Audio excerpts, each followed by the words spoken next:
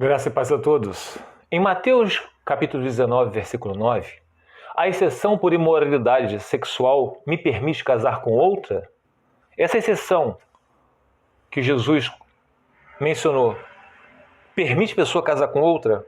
Vamos ao estudo. Vamos olhar com atenção, porque Mateus 19, 9 é um dos textos mais debatidos do Novo Testamento. Vou te explicar passo a passo. Vamos lá. 1. O texto. Eu, porém, vos digo que qualquer que repudiar sua mulher, não sendo por imoralidade sexual, que é o que imoralidade sexual aqui? É porneia, tá? E casar com outro, comete adultério. E o que casar com a repudiada também comete adultério. Amados, repudiar, divorciar, é tudo a mesma coisa, tá? Que logo depois de um repúdio, vem o divórcio, tá? E essa exceção, aqui, está falando que é uma porneia. Vamos lá. 2. O contexto. Os fariseus perguntaram a Jesus se era lícito repudiar a mulher por qualquer motivo. Jesus responde voltando à criação. Os dois se tornam uma só carne, um vínculo vitalício.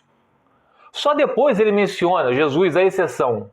Ou seja, a tônica do ensino não é abrir espaço para novos casamentos, mas reforçar a indissolubilidade do matrimônio. 3. O que significa porneia? Que lá mencionado era uma imoralidade sexual.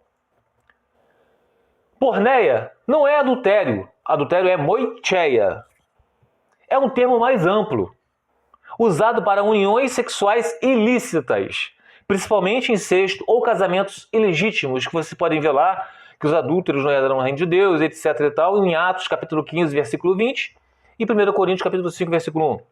Então, para tratar somente de adultério, a palavra seria moicheia, mas lá não está falando isso. Lá é porneia. Então é tudo que é imoral num casamento. Tá? No contexto judaico, o termo remete ao noivado ou desposamento, entre parênteses, como no caso de José e Maria, que está em Mateus capítulo 1, versículo 18 ao 19. Vamos lá. Foi assim o nascimento de Jesus Cristo. Maria, sua mãe, estava prometida em casamento a José. Mas antes que se unissem, uma só carne, antes de se unissem, achou-se grávida pelo Espírito Santo. 19. Por ser José seu marido, um homem justo, e não querendo expô-la à desonra pública, ao apedrejamento, pretendia anular o casamento secretamente. O casamento, o desposamento, eles estavam prometidos casamento, o noivado, mas eles não tinham se deitado ainda. Observação. José não estava divorciando de Maria no sentido de romper um casamento consumado. Só ia ser consumado quando eles fizessem o sexo. Ele estava anulando um compromisso ainda não consumado.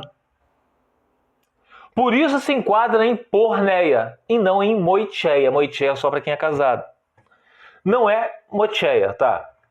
O casamento consumado, segundo Jesus, permanece até a morte, que a gente pode ver em Romanos capítulo 7, versículo 2 ao 3. Vamos ao texto.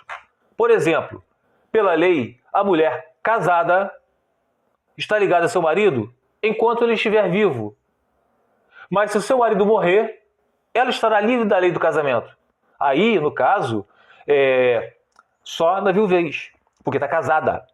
Casou, foi prometido casamento, casou e foi consumado, fazendo sexo. Por isso, se ela se casar com outro homem, enquanto seu marido ainda estiver vivo, será considerada adúltera. Mas se o seu marido morrer, ela estará livre daquela lei. E mesmo que venha se casar com outro homem, não será adúltera, porque ele morreu. Tão certo, fácil de entender isso, meus amados. Em outras palavras, Jesus está dizendo, não se pode romper um casamento legítimo. mas uma união ilegítima nunca foi válida. Essa é a exceção que Jesus colocou lá. O que é uma união ilegítima? É uma imoralidade sexual. 4. O que Jesus não disse? Ele não disse, se houver adultério, então você está livre para se casar com outra pessoa. Ele não disse isso. Ele disse que quem se divorcia e casa com outra comete adultério, exceto se o casamento original nem fosse legítimo. Então, se casou, mas não era legítimo, você casou com um divorciado, aí tem que repudiar. Casou com uma parenta muito próxima, aí tem que repudiar. Casou com a pessoa do mesmo sexo, é um casamento, é uma imoralidade sexual, aí tem que repudiar. A ênfase é, casamento válido só termina com a morte. Romanos 7, versículo 2 ao 3. 5. Outros textos reforçam isso. Marcos, capítulo 10, versículo do 11 ao 12. Não há nenhuma exceção mencionada. Lucas 16, 18. Quem divorcia e casa com outra comete adultério. 1 Coríntios, capítulo 7, versículo 10 a 11. Se separar, que fique sem casar ou se reconcilie. Romanos 7, versículo 2 ao 3. A mulher casada só está livre do vínculo enquanto o marido estiver vivo. 6. Conclusão. A exceção de Mateus 19, 9 não cria um direito automático do novo casamento. Ela trata de situações de uniões ilícitas, que é uma porneia, ou infidelidade antes da consumação. Não de adultério após um casamento legítimo consumado. O ensino global do Novo Testamento é que o vínculo matrimonial só é rompido pela morte, pela viuvez. Resumo. A exceção em Mateus 19, 9 não autoriza de forma automática casar com outra pessoa após se divorciar. Segundo o ensino de Jesus e dos apóstolos, se houve infidelidade e você se separou, ainda assim o caminho bíblico é permanecer sem casar ou busque a reconciliação. Porque o vínculo original permanece enquanto ambos vivem. Fiquem os irmãos na paz do Senhor Jesus.